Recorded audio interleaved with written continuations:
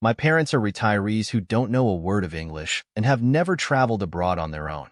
Every time I came back from my trips and told them about my adventures, they'd always feel envious and complain about their group tours. So, I saved up my vacation days and took them on a 2-week trip to Italy. At first, they were very obedient, following my lead and doing whatever I planned. After 3 exhausting days of sightseeing in Rome, we arrived in Florence. Just as we were checking into our hotel, my parents dropped a bombshell. "You do your thing, we'll do ours." My reaction was like, WTF?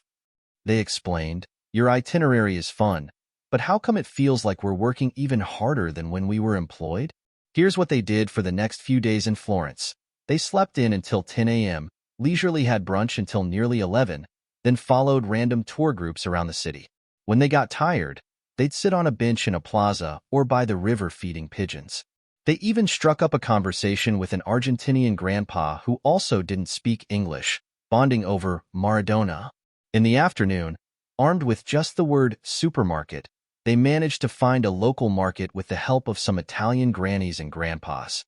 They bought some rice and veggies, went back to the hotel for a nap, then cooked dinner. The hotel had a kitchen.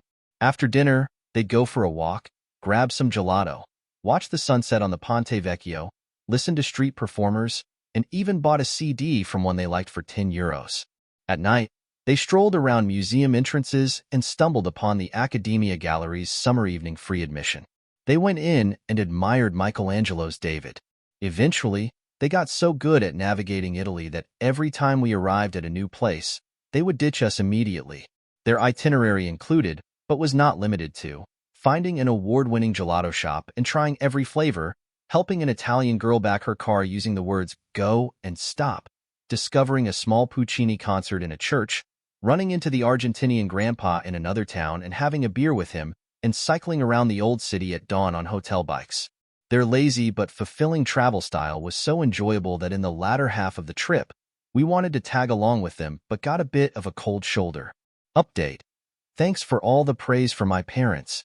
To answer some frequently asked questions, they don't speak any foreign languages at all.